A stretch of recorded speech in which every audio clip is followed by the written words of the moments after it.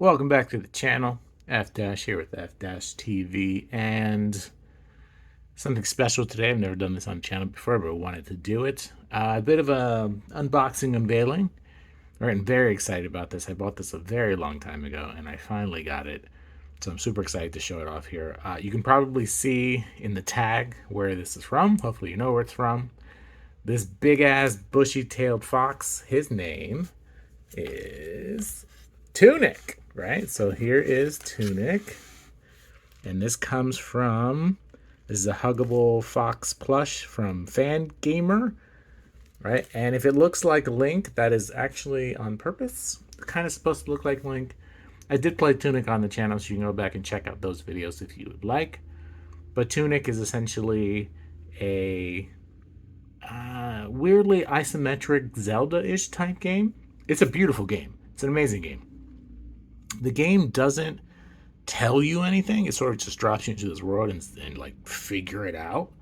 And the second thing that I have to unveil, is sort of the big game mechanic in the Tunic game itself.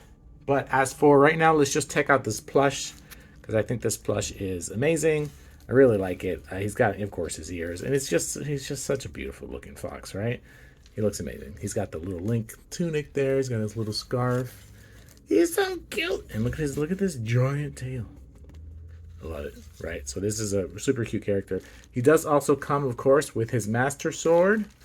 I'm not quite sure if that's what they call it, but his master sword. And he can hold it. Look at this. He can actually hold the sword. And, of course, no adventure would be complete without your trusty shield. So he can also hold his shield. And, again, this is supposed to look like exactly what you think it looks like, which is Link from Zelda. So that's what this is. But yeah, this is what the character looks like in the game. And so as soon as I saw it, I was like, I must have this. This is the plush that is so cool, right? And there it is. So he can hold both the shield and the sword. If I can get it in the frame there. And he's just absolutely adorable. So let's move on to the second thing I wanted to unlock today, or unveil. This package here.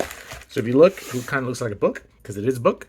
This is the instruction manual. Now, you might be wondering, why in the hell would anyone want an instruction manual?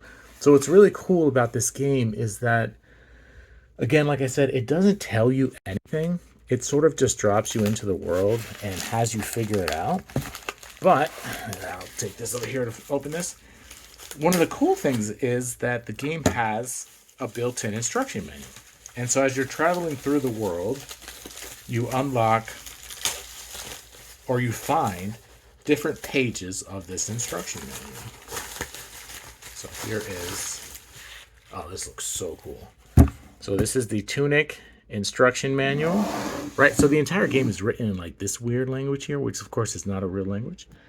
And so it's nearly impossible to know what the hell's going on.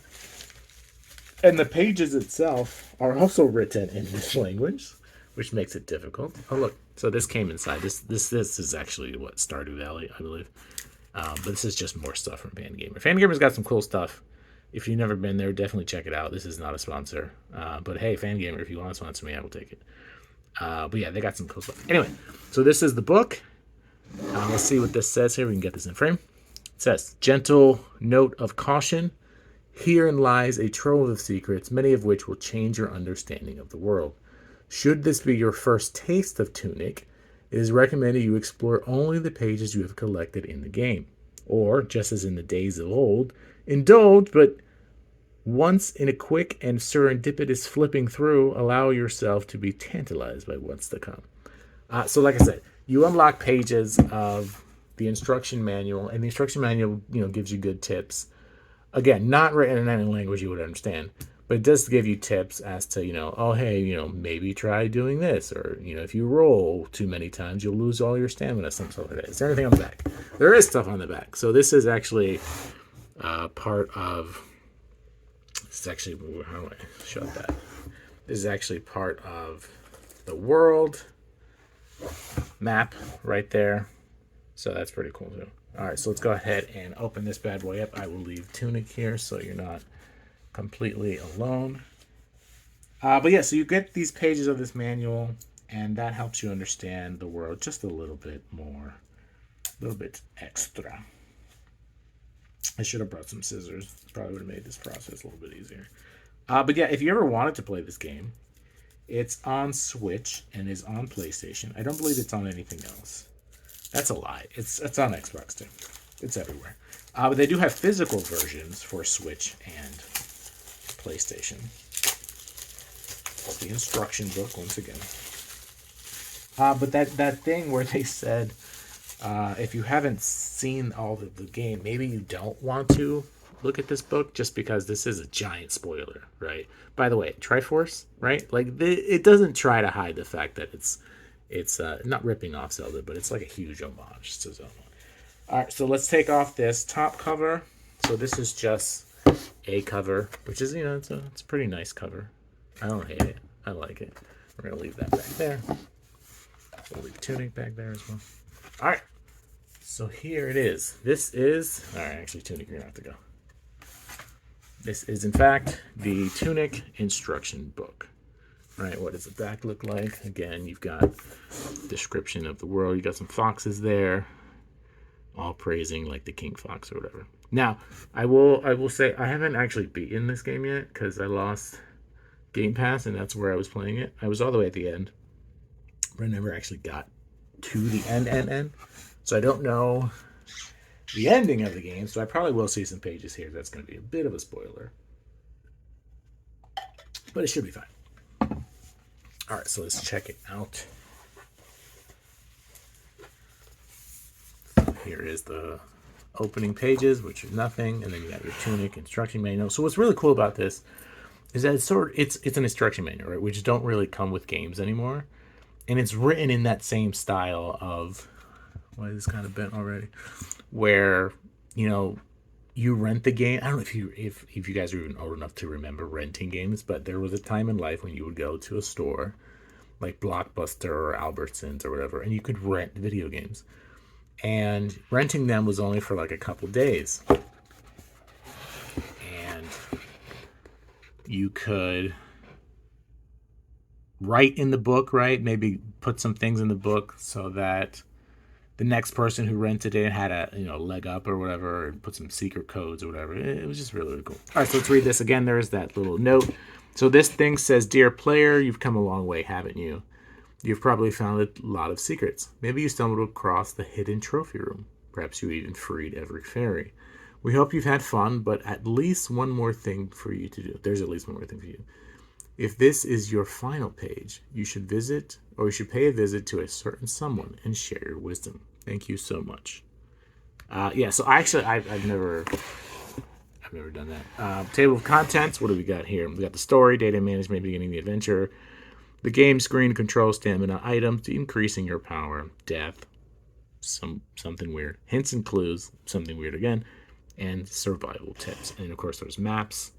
There's also some hidden secrets and some memo pages. Again, if you've never played this game and you wanted to, this is a huge spoiler because this is going to tell you pretty much everything. So this is the story here a long time ago. We've got the civilization, the Holy Cross, the Triforce. Then you've got, somebody wanted the power to defy death itself. And then a terrible power rises. We need a hero from a cathedral. The world is thrown into ruin because you can't do that kind of stuff. Then there's a prison and a beacon, the heir to the heir. Again, the Holy Cross, that's what this thing is. And then you're awaiting a worthy successor. You got to follow the golden path, right? This is that fox there opening the golden path. And then you've got different keys here. So this is coveted in a temple forest, stolen to the top of the sky, and sealed at the root of the world. So there's different keys you have to obtain in the game. So again, look at this picture here if you can. It's quite nice. And we've got, again, the same battle fought uncountable times. And then you can't read really what's happening there. What's on top of his head? He's got like a crown or a halo versus this Nightwing fox here. All right, data management, right? So this is the screens of the game, how to play it. Get your options, of course. How do you begin your adventure? There is a glare. I apologize for that glare. In a far off land, a great treasure was sealed away forever. Some say it is the power to defy death, right? So we're looking for that power. We've got a couple bells to ring at the beginning of the game, and these are the different places where you have to go ring the bell. And then you got to ring East Bell, West Bell. And then this little thing here is like, hey, you got questions? Go to page 28. It's your own adventure. The title screen, again, so like you don't really know what any of this means, but this is what the game looks like. Everything hurts way more when I'm tired, right? So you don't want to be tired. This is your health points, your stamina points, your magic points. These are the controls. Look at that old school controller. That's pretty cool. So these controls are obviously Xbox related, but again, it is available for pretty much every system. There we go. Looks a little better. But it is available for every system, like I said.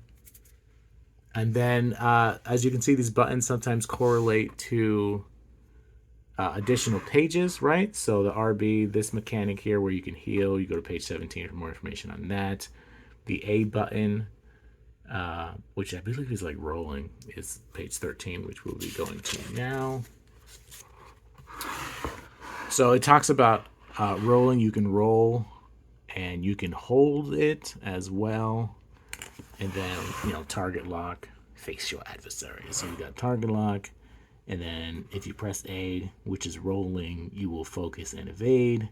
If you press RT, you will focus and block. So target lock is super important in the game. You can just swing wildly, you can, but it's not really going to be terribly helpful. And then understanding, of course, your stamina. You obviously don't want to have 0 stamina. But you can always attack, even if you don't have stamina. You just can't do everything else, right? When you roll, you do have invincibility or invulnerability. And you can tell because there's like a little dust cloud that comes out of you. Talks about flinching. You'll be knocked over. I think if your stability is at 25%, something like that. And then you got rolling, blocking, no safety, low stability, you get hurt more. Oh, if your little gauge is flashing. So you want to be flashing. And then a nice little chart here. So evasion does give you a moment of safety. Damage taken 100%. You can block. Oh, I'm sorry. This is based off the gauge. Normal stability, you can special tech. But if you have flashing red, you are vulnerable. You'll take 150%, so you'll take crit damage. You won't be able to block. You'll have low stability, and you will not be able to do your special tech. No bueno. This is a super important page because you really don't know what any of this crap is when you get it. It's crazy. You start the game with a stick. You eventually find your sword, shield, some bombs. Bombs are pretty cool. Different keys, fruits, hot peppers. Those are all stuff you can eat. I'm still not 100% sure what effigy does. The lure is exactly what it sounds like. You just kind of throw it and they're like, oh, look, it's the fox. And then they go after that instead. You do get some like magic stuff as well. I know one of these turns things into ice, like that little dagger one there. You do need magic points to use these. And then this is your magic potions. And then attributes. So this I did not know in the game at all. There's like these little statues. You can't really see it. It's not really that visible on the page either. But there's little statues around the world that you can press LB, right? Or L1. Or LZ, I guess. ZL. And you can level up, essentially. And I didn't know this for a long ass time. But you need these little items to level up, right? So you need teeth to level up your attack, and then so on and so forth. And you need so many of these. This is what it costs to level up, right? But man, I was walking around basically level 1 the entire game. It was pretty crazy. If you die, you turn into a spirit. But basically, it just means it's kind of like Dark Souls. You just come back and then you can try to go get all your stuff that you lost. And it says basically here, if you're trying to face the Garden Knight, you should at least have 3 attack and 3 defense, and you're gonna need this stuff to do that. This page over here, I'm gonna be honest with you, I did not get this page, so I actually don't know what a lot of this is. I know you get these little cards. I never knew what it did. So it looks like Inverted Ash gives you HP. The Lucky Cup does something for 15%. No idea what the bell does. The ring increases defense, I think. There are these wells, so this is the well part down here. There are these wells that, excuse me, you can drop coins into. I never knew what it did either. I couldn't tell you what any of that is over there. Oh, that's where you can attach the cards or whatever. Yeah, again, I don't know what the cards do. I never found this page in the game, so I don't know. Ooh, I can 100% tell you I never found this either.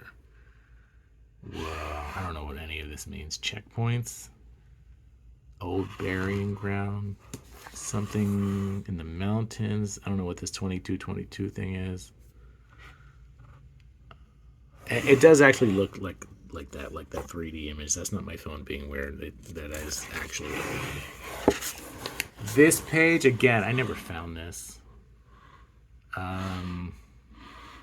Couldn't even tell you. There's a door in the mountains. I guess you can do some. I don't know. I see you can hold A for 3 seconds. I know that usually like activates a portal. And then you've got your Triforce here. Some more survival tips. Did I ever find this page? I think so. Use your items. Check the map. Are you tired all the time? Hold A. Holding A makes you dash. So it's, again, I didn't know that either. I think I found out by mistake. I was walking like super slow everywhere. Super important page. This is the actual map of the game. You start with, I believe, this page. And then eventually you will find this page, the West Garden. The cool part is that I believe, yeah, this little thing here, this shows you where you are in the map. This is, by default where you start. But wherever no, actually that's not true at all. Well, in the real game, it does show you where you are in the game with a little fox icon. These are like little bosses and stuff. They're pretty hard. But this is super important because this is the actual game map. So, something to the dark mountain. I don't know, there's a bunch here. And then each sort of like dungeon has like its own map and its own little tips and stuff, and that's what all of these are. So this is what I was talking about, right? Give you a closer look at this. So here in this dungeon, they've actually marked in it some little things you're supposed to keep an eye out for, which I just think is so cool, right? Because that means like somebody rented, in my headcanon, somebody rented this game and had this map or whatever, and was like, oh, like there's spikes here, you gotta watch out for that. And like, so all these little X's are like little spikes. And then this one down here, right here, that we're looking at the screen right now, this is like covered in, I want to say like spikes or something. And if you don't do the right path, you're obviously going to get hurt. So they marked on the right path. And like further pages are marked out like that. I just think that was like such a cool thing. Again, this is just more, this is a pretty cool page. But this is just more dungeons that there are. I think it has all the dungeons in order. Yeah, so this one, the Ruin of Tall, I never figured out what that was. I did find this page in the game, but I never figured out what that was. This page too, I did enjoy. I did find, and I did do it, but I feel like I missed one of them. You have to like activate each of these 4 little pillars, and then it activates like something in the middle or whatever. But I'm not 100% sure I actually did all of that. Then you've got the Frogs domain. I remember doing that one. And then something about something, the librarian in the Holy Cross with the cathedral. Can't really see. I think that's the boss. Boss was interesting. Did not find this page. Boss of the Scavengers. Don't know what that's about. This is the Quarry. Again, I don't know what that's about either, but there is a rooted ziggurat. to look out for. Didn't find this one either, the swamp or the cathedral, but I feel like I did the cathedral. Doesn't that? It reminds me of you see, there's like coffee stains. Like, I love it. This is so cool. I don't remember finding this page either. This is like what, the super world map or whatever. Normal HP. Yeah, no, I don't know what half this crap is. You see this? The hero's grave. I never unlocked the hero's grave, so maybe I wasn't as close to the end as I thought I was. Wait, we skipped a page. Hidden secrets. Yeah, I didn't do that. You see, like, this little code you gotta put down, right, up, left, up, right. I don't know. We're all looking at these secrets together, baby. And then we've got clearing the game or seeking an end.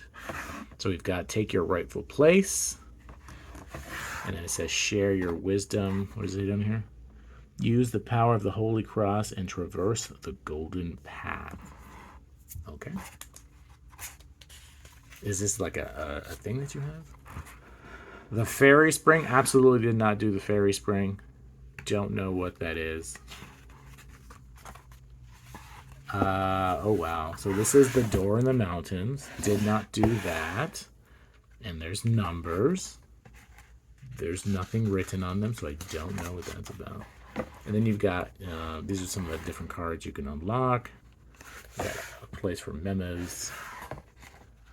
Should be another page that's marked up here towards the end. Memo. Maybe not? Oh, interesting. And that's the end. So this is the instruction manual to Tunic, which, again, is a huge deal if you're trying to play the game, because this is everything you need to know about the game Tunic.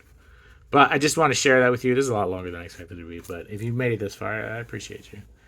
I just want to share this with you. I'm really excited to have it put up in my wall. Maybe one day I'll show you guys my office where I do all my videos. I'm actually not in the office today doing this video, but I can show you my office with all my nerd toys in it. It's pretty cool. But thank you guys so much for watching this Tunic unveiling / look how cool this crap is. This is the instruction booklet, and this is Tunic himself.